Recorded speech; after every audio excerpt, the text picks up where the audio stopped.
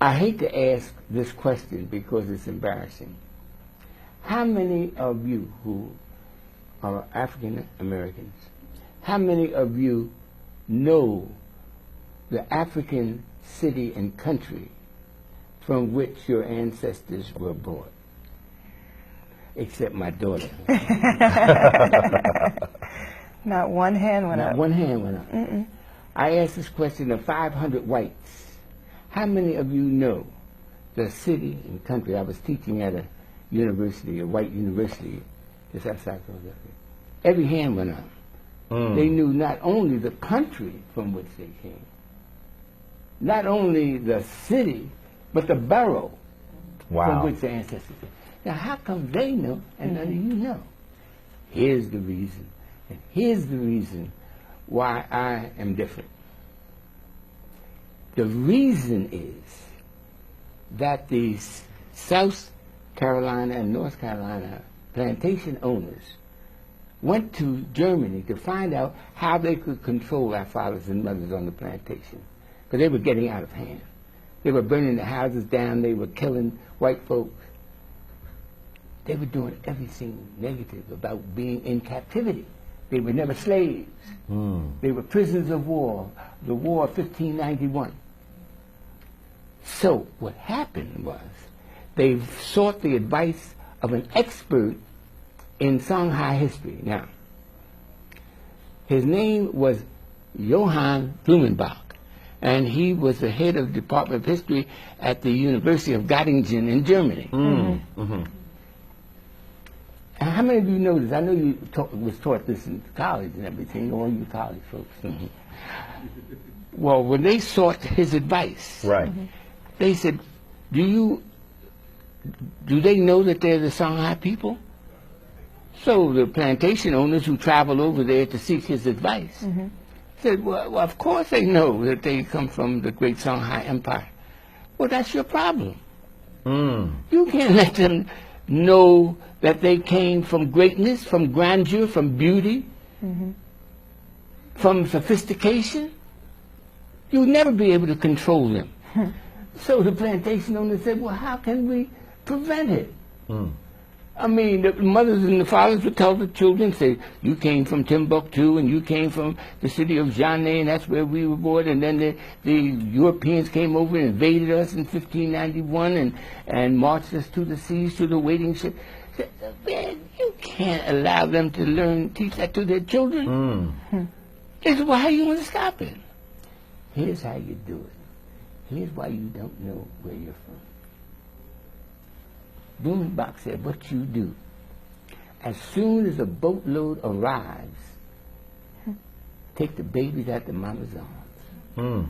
Send the parents to a distant plantation and work them to death and raise the children to believe that they came from a jungle. They won't know the difference. That's right. How would they know? That's right. Their parents are gone. Now, here's the difference between me and you. When they captured my grandmother, I'm not going through, you heard the beginning of the story. My grandfather was a lawyer and a sculptor in Benin City, Nigeria. And the English kept on coming over stealing his sculpture. Some of his sculpture ended up at the art museum in West Philadelphia, where they came to show it off because it was world-class sculpture. So have you been able to see this sculpture? Oh, sure. Wow. Yeah, I've got some in the book. But anyhow, what happened was his wife hassled him and said, don't fight the English when they come over. Just let them have the sculpture. I'm pregnant. And they'll kill you. Then I'll be a widow. And they'll put me on board ship and take me over there where they're taking all the rest of those prisoners of war. But my grandfather, whose name was Mwale. Mwale, said, I'm fighting them. I'm not going to let them steal my sculpture anymore. And he gathered some of his fellow sculptors, and they fought the English when they came over to steal. They were always stealing something. And they killed him, killed my grandfather, and put his wife, his pregnant wife, my great-great-great-grandmother on board the ship. And the ship was named Jesus, by the way. That's deep. Deep. I've been angry ever since. Well, at Jesus, I mean, not at Jesus, but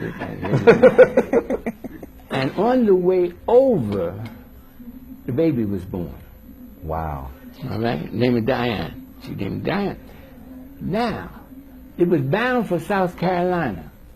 How many of your ancestors came from South Carolina? Raise your hand. Oh, boy. A whole bunch of folks. They were bound for South Carolina. But in 1808, this was 1813, in 1808, a law was passed by Congress forbidding more importations of the Songhai people. We're the Songhai people. Right. See, Blumenbach said, don't allow them to even learn that That's they right. came from the Songhai Empire. Right. We're going to try to breed them here on this continent That's rather right. than continuing the cultural memory. They don't even let them learn the name Songhai. Because then they'll start investigating. Then take away their ability to read and write, pass laws against them learning to read and write. Then they can't learn anything about the Songhai Empire. They passed a law, 200 years, a law not allowing blacks to learn to read and write.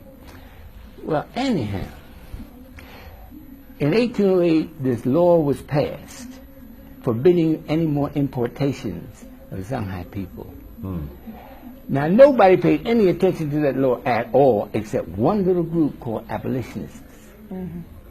Now, the abolitionists put their money together and they bought a ship. And they patrolled the seas looking for prisoner of war ships, which you all were trained to say slave ships. They were not slave ships, they were prisoner of war ships. Very important. Were coming, very important distinction. That's right. And when we teach our children, they were never slaves. That's they right. were children, descendants of prisoners of war. Like McLean. He was a right. prisoner of war. That's right. He wasn't a slave. That's right. He got captured by the enemy. That's right. On the way, this abolitionist ship captured the ship that my great-great-grandmother was on. So instead of this baby being taken from her arms in South Carolina, the ship was towed to Trenton, New Jersey.